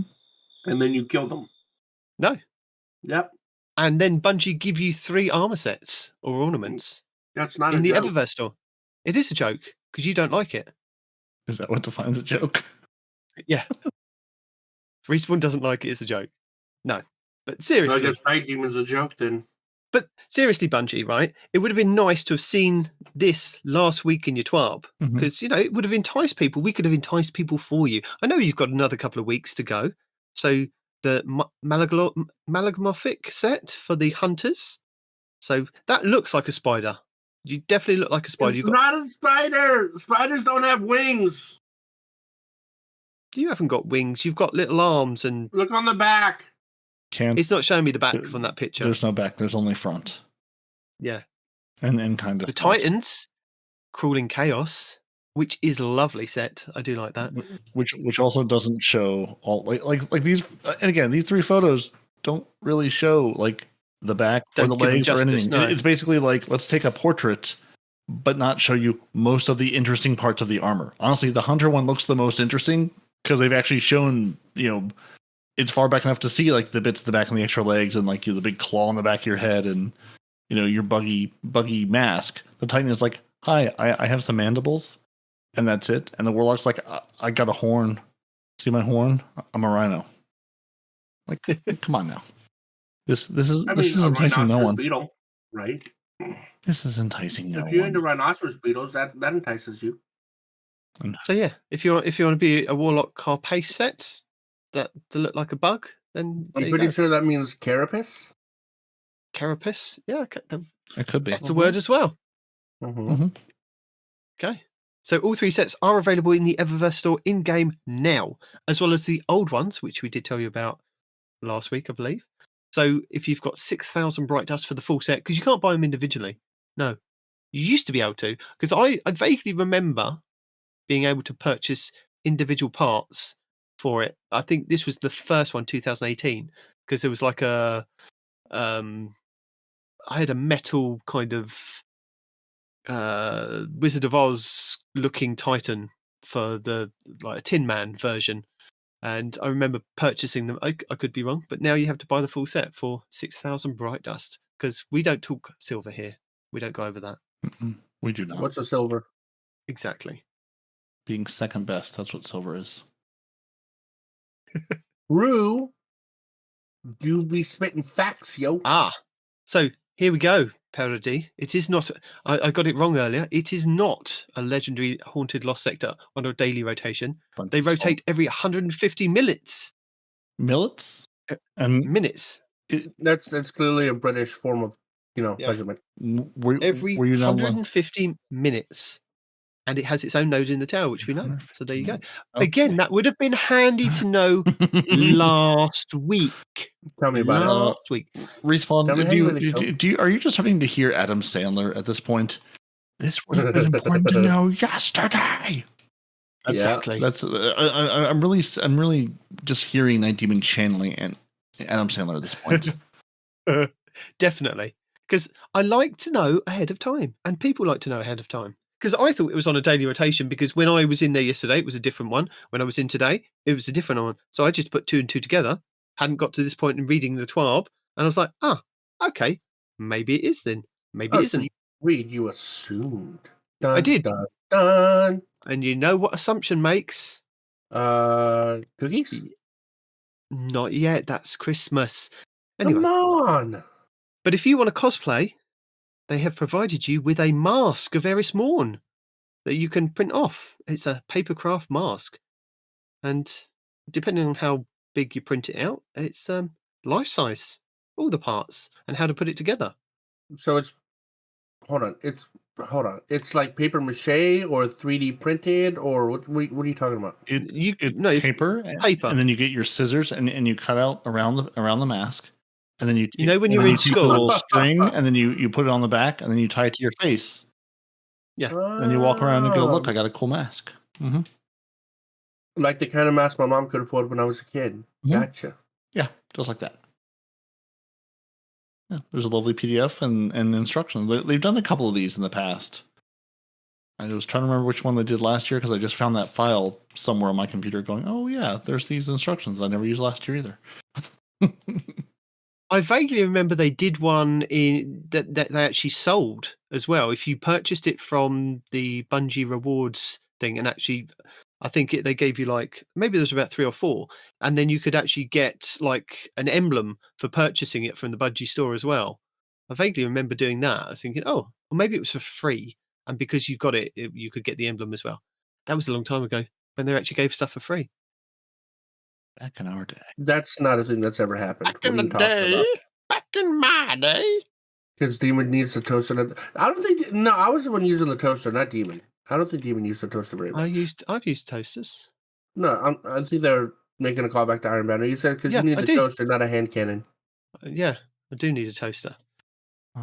Personalize yours to make the most amazing Hive Eris, and then share it with them at #HiveErisMask on the hashtag social media. They're not even calling it Twitter now. They're just calling it. It's not Twitter anymore. Well, no, they're not even calling it X, are they? They're not referring to what it is actually called. Look, it's not Twitter anymore, and X is a stupid name. So, it's Twitter. It's as long as I can go to twitter.com and it loads, it's Twitter. You can try to pretend it's whatever. Does it whatever still you use the twitter.com URL? That's so dumb. Yeah.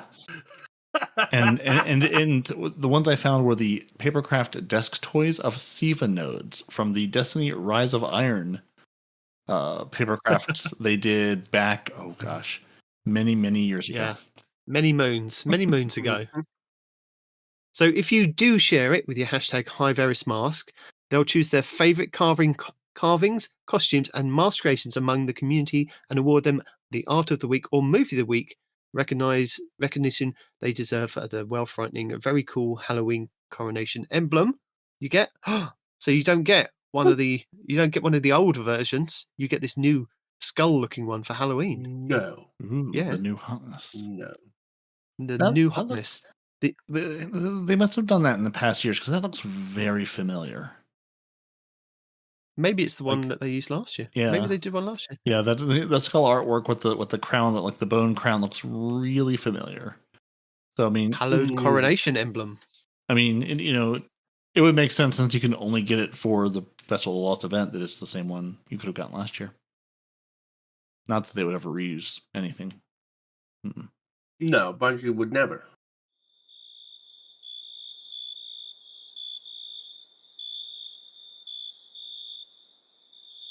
So, Nitedemon, do you have big plans?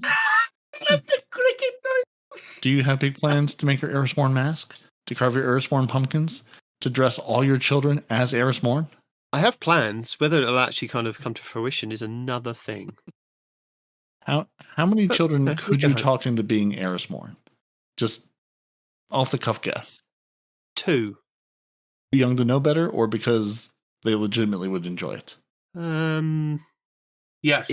Yes. Exactly. Excellent.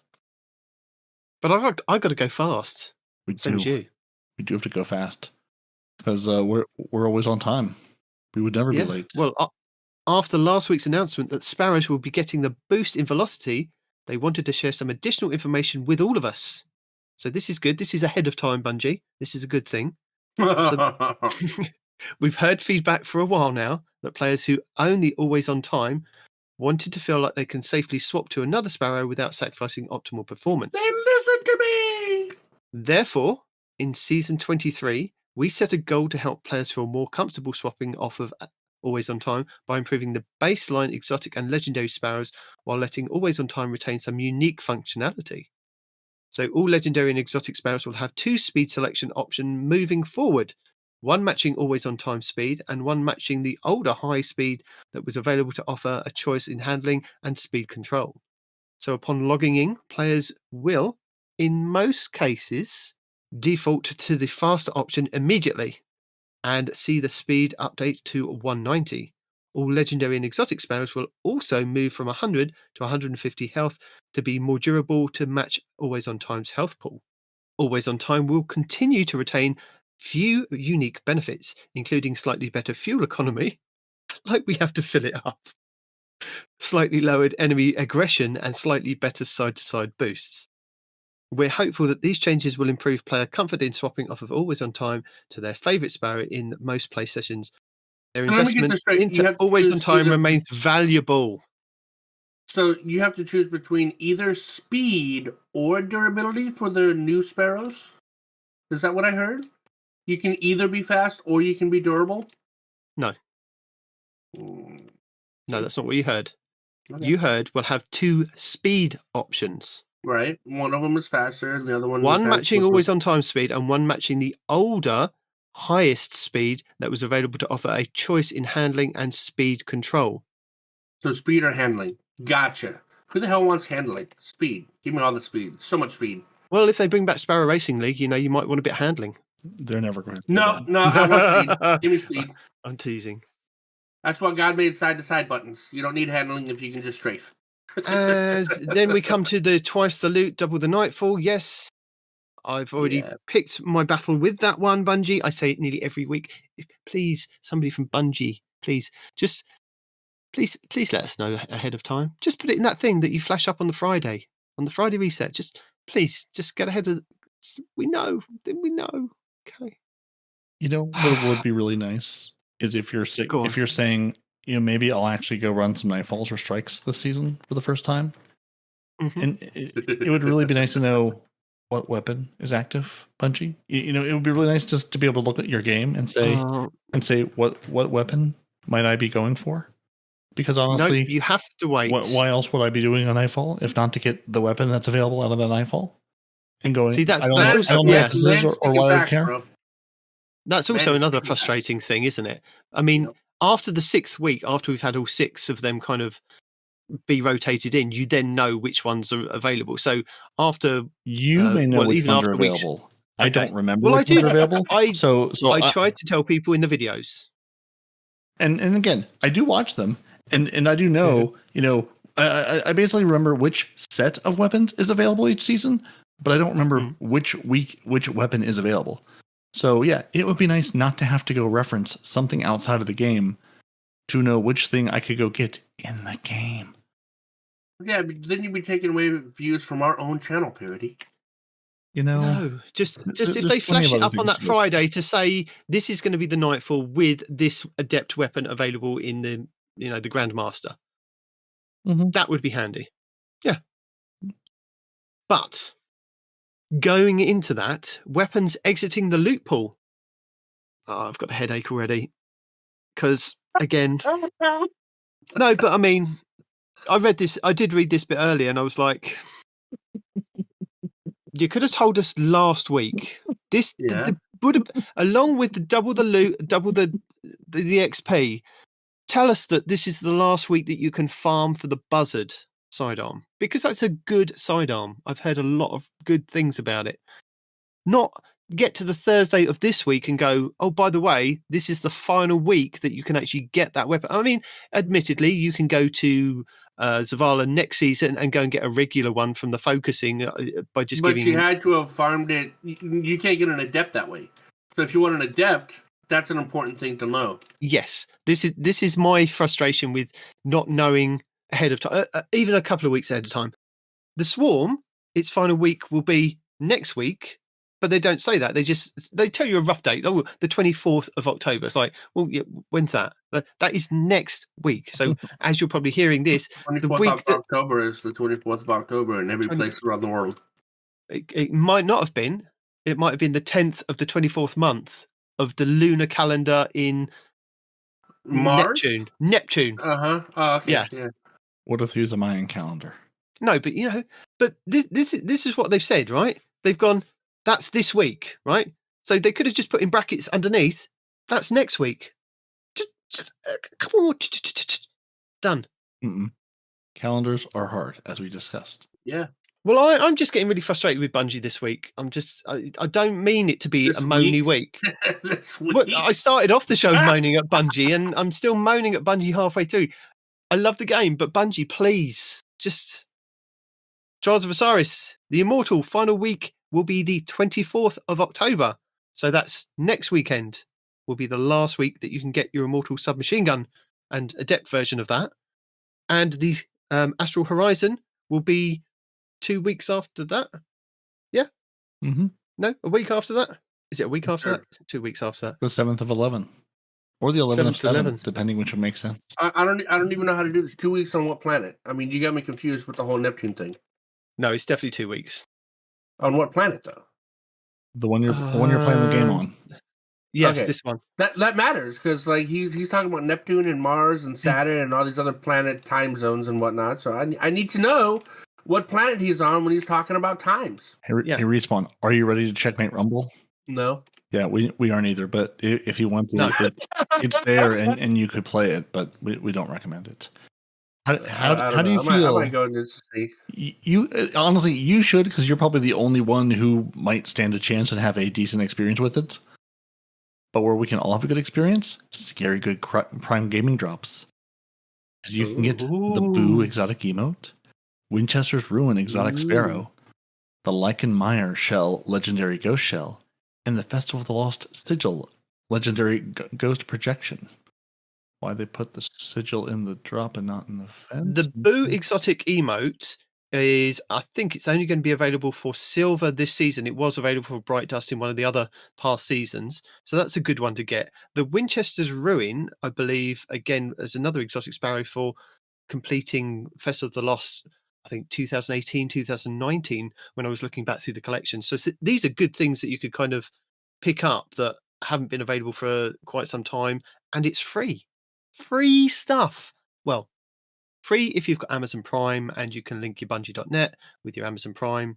You and everybody knows Amazon Prime went from $100 to $150. So that's a very expensive thing to not take advantage of in a video game. So it may be free to you, but it may not be. Yes. But you know what I'm lacking? What are you lacking? Common sense. Well, that as well as a bit of Peroty's player support report.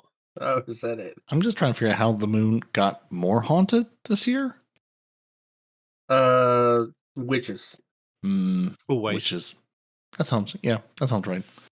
So the Crota's End, the saga of the Crota's End 48-hour challenge emblem on Tuesday, October 17th on this planet.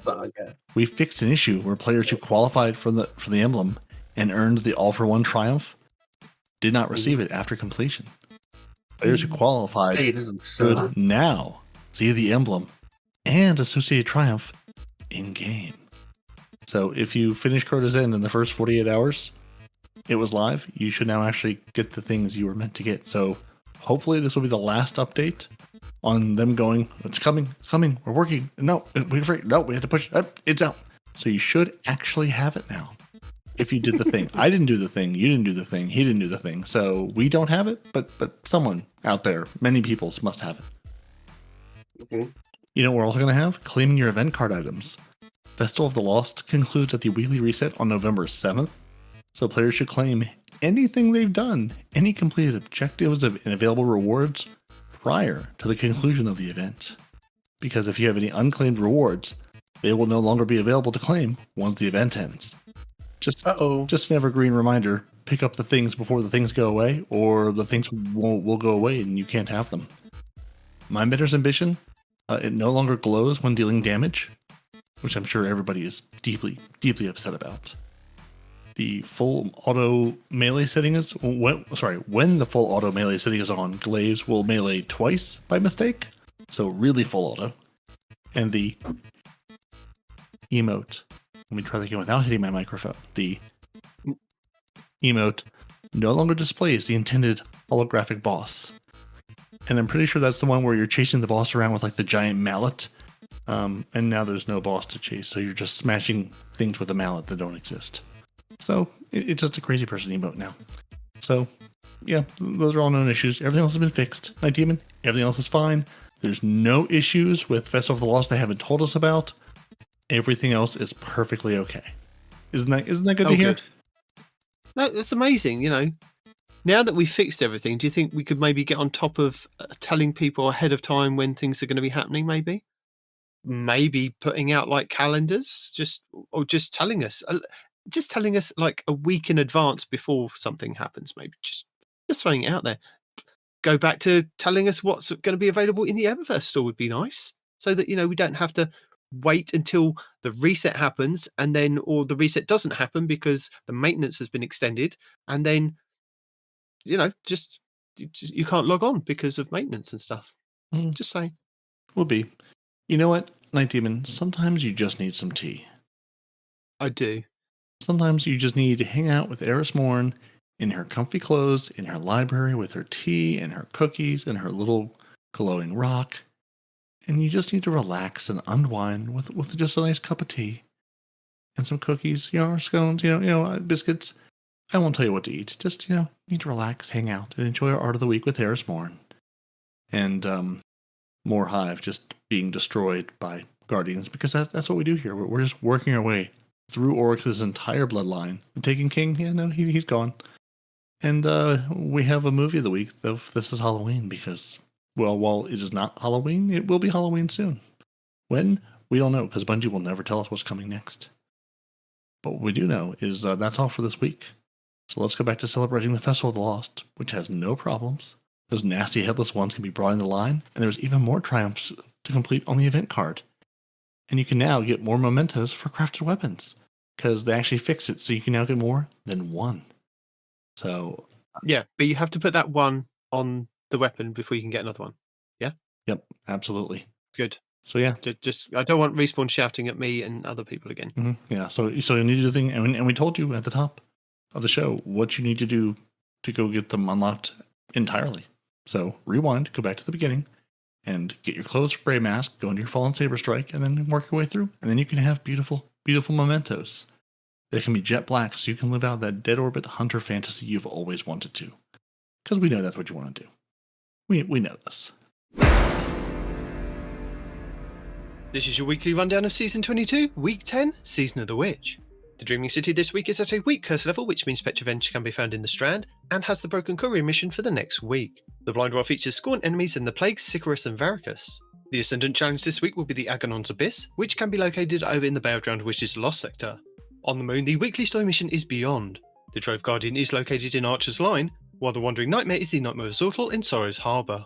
Nightmare hunts Tanix, Isolation, Zydron, Servitude, and Ghoul, Rage. On Europa this week, Credis the Dark Priestess will be the Empire Hunt, Eventide Ruins will be the Eclipse Zone, and the Exo Challenge will be Survival. Days of Eternity Legendary rounds are Cabal, Taken, and Crota. The Scatterhorn armor set and the Lightkin armor set will be available in Days of Eternity with Weapon Set 3, Chroma Rush, Ignition Code, Grid Skipper, Farewell, Sonja's Tale, Shattered Cipher, Main Ingredient, Long Shadow, Last Dance, Toil and Trouble, Wishbringer, and Last Perdition. The Witch Queen weekly story mission is The Cunning, Altar of Reflection's Choice, and Altar of Reflection's Insight. The Lightfall weekly mission is Desperate Measures, the Partition mission will be Backdoor, and the Vex incursion this week will be Zephyr Concourse. The Crota's End Raid challenge this week is the second encounter, Cross the Bridge, called Precarious Balance. The Root of Nightmares raid challenge this week is the third encounter, Macrocosm, called Cosmic Equilibrium. The Kingsfall raid challenge this week is the third encounter, Golgoroth, called Gaze Amaze. The Vow the Disciple challenge this week is the fourth encounter, Vrolk, called Looping Catalyst. The Vault of Glass challenge this week is the fourth encounter, Gatekeeper, called Strangers in Time. The Garden of Salvation challenge this week is the second encounter, Spy Defense, called A Link to the Chain. And the Last Wish challenge this week is the third encounter, Morgoth, called Forever Fight. The Pinnacle raid will be the Deepstone Crypt over on Europa, which means all challenges will be available for each encounter, with the exotic rocket launcher Eyes of Tomorrow being farmable from the final boss. The Pinnacle dungeon will be the Shattered Throne over on the Dreaming City, and the exotic mission rotator will be Presage, with the Dead Man's Tower exotic scout rifle being the main reward. The Season of the Haunted and opulent weapon sets, plus the Eidolon Pursuant armor set. This week's challenges are Great Swords Logic, Hive Eradicator, Throne World Activities, Mean and Green, Bring a Sword, and Primary School. Lost Sectors, Tuesday Bay of Drowned Wishes on the Dreaming City for exotic gauntlets, Wednesday Vale's Labyrinth on the Cosm of James for exotic chests, Thursday Exodus Garden 2 and the Cosm of James for exotic helmets, Friday Sepulture on the Throne World for exotic boots, Saturday Extraction on the Throne World for exotic gauntlets, Sunday Metamorphosis on the Throne World for exotic chests, and Monday K1 Revelations on the Moon for exotic helmets. Our 10th featured Nightfall of the season will see us face off against War Watcher Eye of Zevirath in the Heist Battlegrounds Europa, with the Warden's Law hand cannon being the featured weapon. Lord Jackspring's team scorched the Crucible for the 10th week of the season, clash in the Relentless Crucible playlist, and Checkmate Rumble in Crucible Labs, with Trials of Osiris at the weekend. Plus, the Festival of the Lost 2023 continues this week, with a whole host of activities and rewards. And Eververse will be packed to the rafters with cosmetics to enhance your spooky shenanigans. And that's it for Week 10 of Season of the Witch.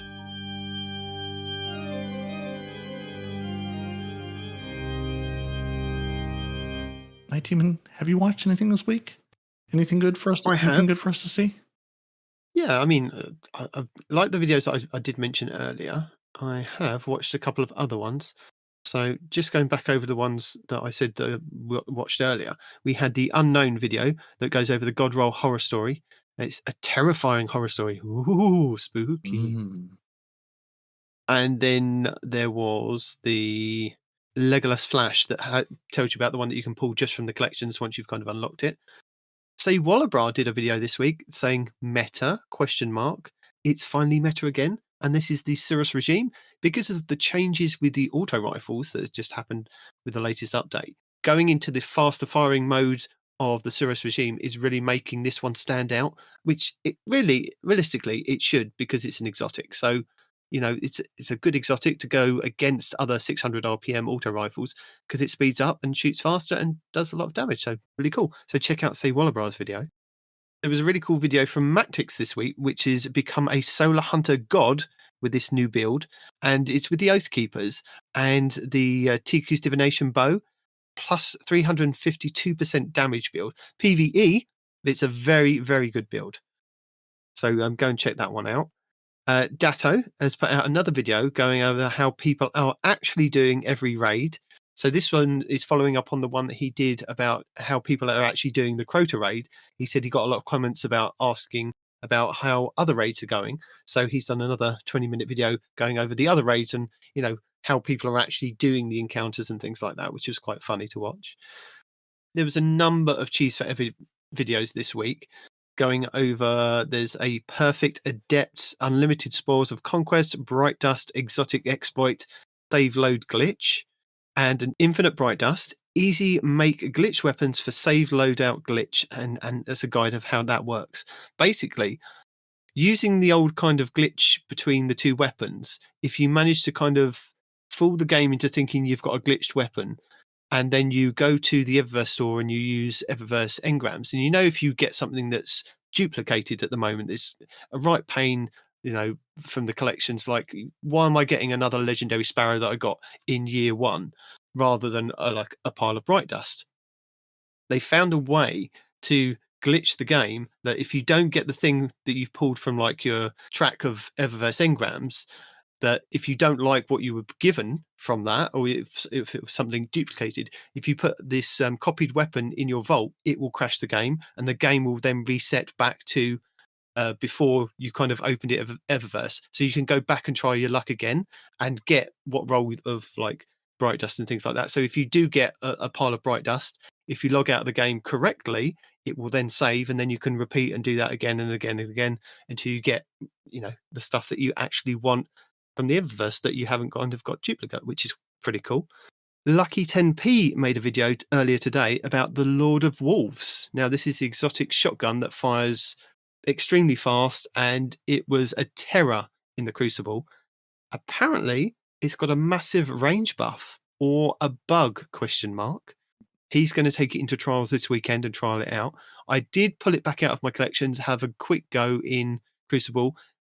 It was doing okay. I mean, I'm not the best Lord of Wolves player, but again, it was doing okay for me. So if in a skilled player's hand, it will do even better. I've got the complete guide to Fest of the Lost, the Destiny 2 Season of the Witch, which is by Ghost Rider 425. Go and check that video out. And also, Fallout Plays put a video out going over his tips and tricks for the event, and should you play Fest of the Lost ? So, and he goes over the secret Memento Triumph challenge as well in a bit more detail. So there you go. There's all my videos and things for this week. And I've watched a number of the ones you mentioned. The only one I'll throw in is Ascendant Nomad put out a Destiny 2 has a weapons problem. Yes, I did watch that last week, I think. Which I was really channeling his. What did it come out last week? Maybe I would. Or maybe I watched it at the beginning of the week or something. Okay, it came out 3 days ago. I was like, no, this is new. I promise. I'm going. I don't think I tried to look and now find the videos we talked about weeks and weeks ago. But yeah, just he sort of makes a point. We get about 120 weapons a year, and very few of them end up being memorable. It sort of breaks down all the sources and just sort of echoes, some of my feelings and what we've talked about of just the grind of weapons. Again, you get to a certain point and you're going, oh, good, a new batch of weapons. That's not exciting. Thank you. I'll add this to my list of things that are almost exactly like that, but just a little bit different. This one's blue though.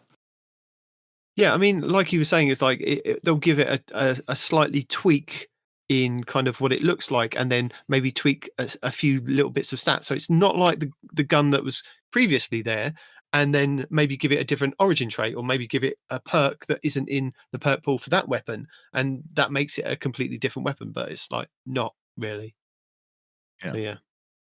Is it new tech? Would it really be so hard to just come up with a different weapon design every now and again that's not an exotic?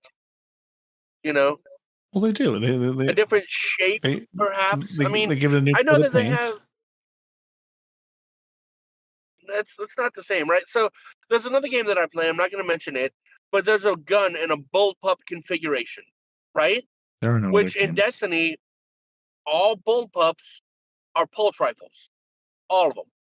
right? So I got this gun, and I didn't use it for the longest time because my brain freaking said that shape means pulse rifle, and I want an auto rifle, right? Turns out it was, in fact, an auto rifle, and a very good one that I'd missed out on for a long time because of the damn shape, right?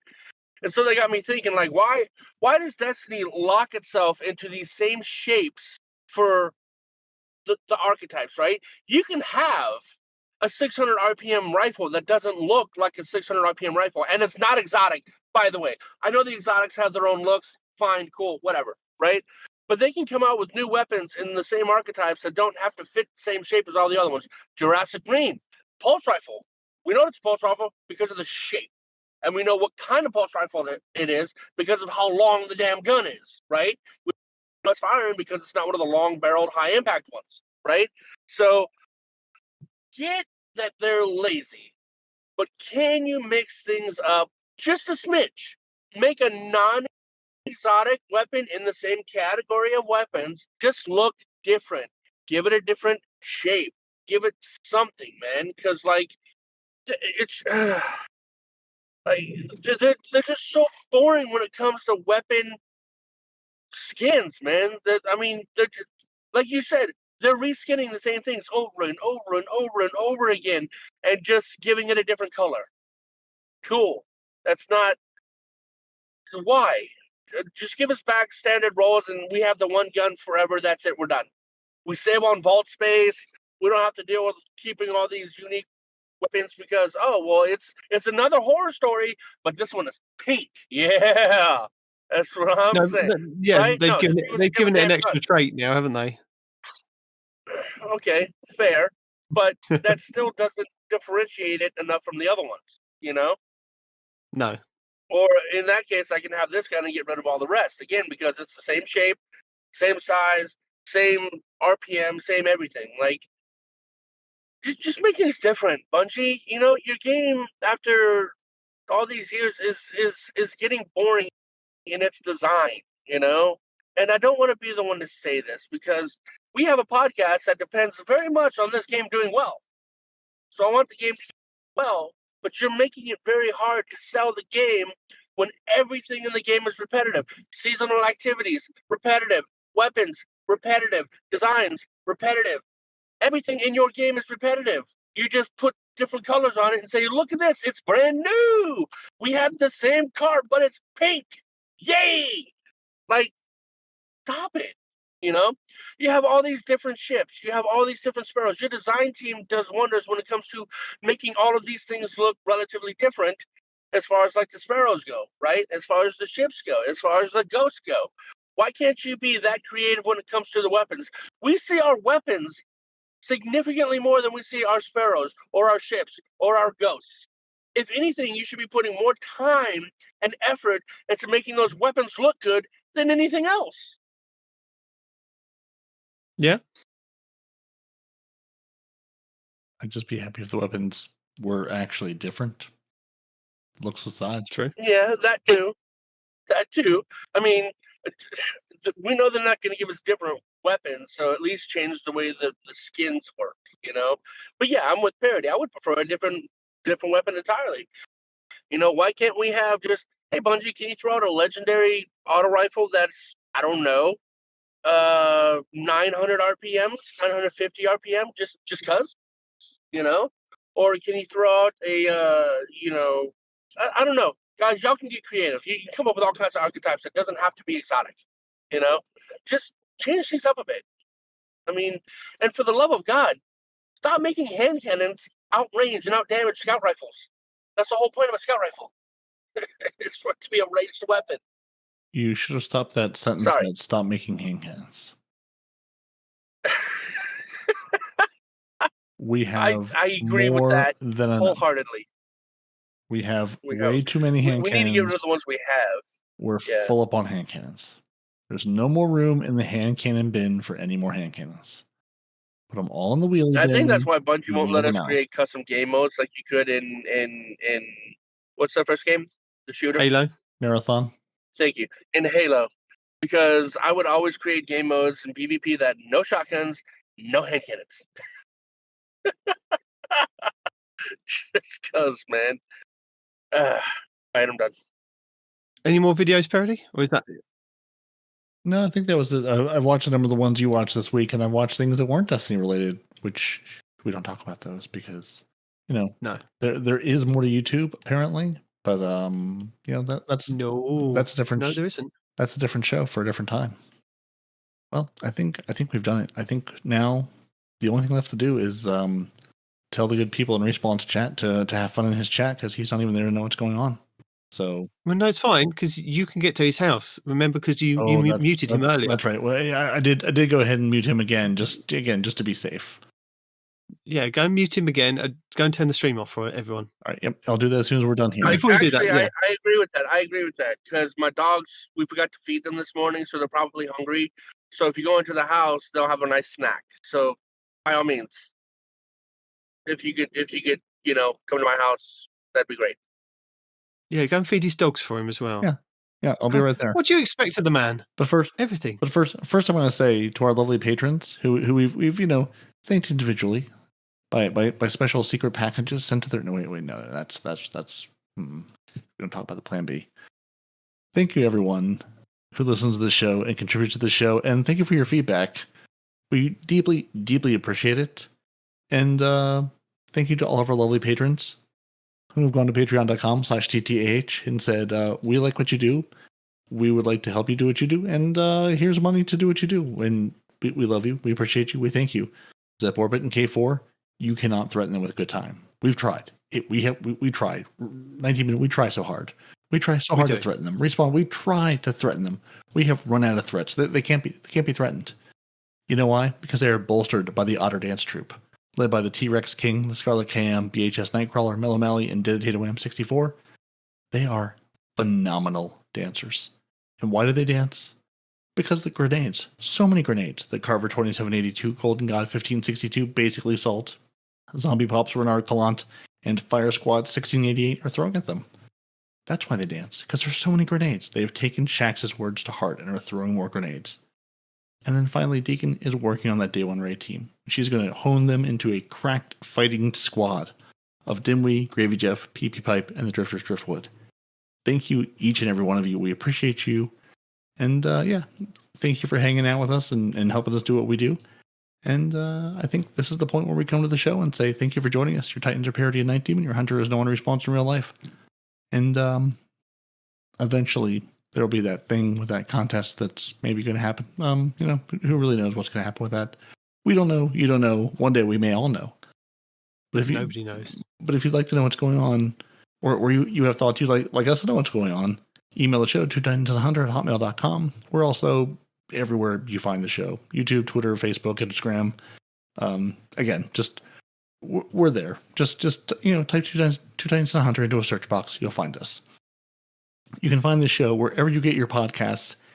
And we've had a couple of reports in the last week or two of people saying that the volume of us is not the same where they're listening. So in theory, if you go to 2titans100.com, download the MP3 from there, all the volumes should be the same for all three of us. If for some reason... Yes? Have you been missing Win Noble out of the Patreon? Mr. Win Noble is not an active patron. Patron tells me so. Because he's just sent a message. He can send all the messages he wants, but he cannot lie to me. The Patreon does not lie. Mm-mm. Speaking of Patreons, I just want to say Dedicated Wham hurt my feelings this week. There was an instance where he was invited to play It Rhymes with Diablo Door and just completely ignored me. And that hurt my feelings. I thought we had a special bond.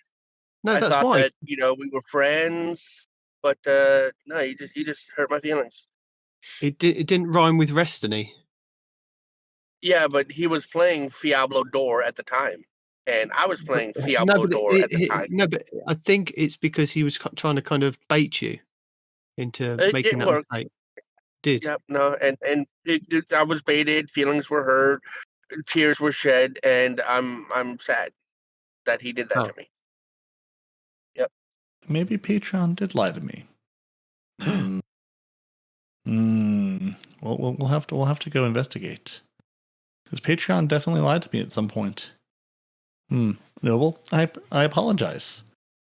Mr. Noble, lovely thrower of grenades. Yeah, so Patreon lies. So yeah, all the more reason, if you are a patron, come to the Discord, come to the secret patron chat, and tell us that Patreon's lying to me, because apparently Patreon cannot be trusted. So yeah, no. Well, maybe it can be trusted. Maybe he waited till you called out the Patreons, and then he joined the Patreon just so he could have the attention on stream. Because when Noble is a bit of an attention, okay, he probably just set you up, Peroty. I don't think it lied to you. I think you did your job, and I think our lovely Patreon is making a fool out of you. No, that doesn't sound like him. That sounds like the lovely overlords at Patreon not doing a good job because they're trying to 10x our growth forever and are making their platform a little bit worse for it. So just for that, I'm going to say find the show wherever you get your podcasts. And if you're getting your podcast and for some reason Respawn sounds like this, and Nitedemon sounds like this, and Peroty sounds like this, and all the volumes are different, please reach out to us and let us know. Because while we put out the one show in the one place with the one file, the internet then takes it and throws it all across the world. So we have no idea what, Spotify or Audible or one of the other 10 trillion places you get your podcast might be doing to it. So if you're having weird volume issues, let us know, because we at least like to know and reach out to those places, or just tell people, hey, maybe don't go here because it's not the best experience you can get. But to get the best experience, you should absolutely follow us on YouTube for each new episode, weekly update video, and live streams. And again, twotitansandahunter.com. That's where you can go to find all the show notes, all the information. And patreon.com/TTAH is where you can go to yell at us personally, individually, when Patreon lies to us. And just for that, I'm going to give this to him again live. Will it be in the show once? Will it be in the show twice? There's no way to know. But dear Mr. Bungie, I'm too good to call it right, my fans. This will be the last package I ever sent. It's been 6 months and still no word. I don't deserve it. I know you got my last letters. I wrote the addresses on them perfect. So this is my cassette I'm sending to you. I hope you hear it. I'm in my car right now, doing 90 on the freeway, and all I wanted was some new pink pants. You hear me? Give this man these pink pants. Now, if Respawn weren't doing 90 on the freeway right now, I'd say you could get the Respawn rendition of that, but let's make sure Respawn gets to his location safely and sanely. So, thank you for listening. Thank you for subscribing. And yeah, Patreon, full of lies.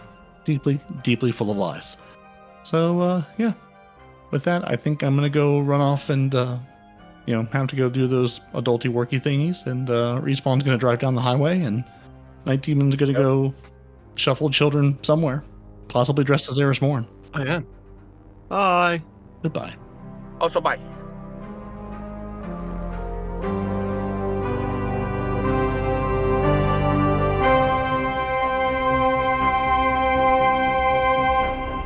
Two Titans and a Hunter, a Destiny 2 podcast.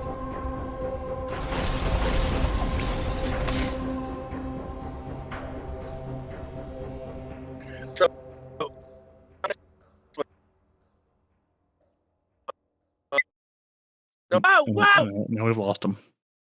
We've lost him. No, still lost you. Definitely can't hear you. I don't know who you are. And let me know how you want to have your prize money. Bye. Oh, didn't we reach out to Respawn so he can give you your prize money for winning the contest that he forgot about until you won the contest that he then remembered about?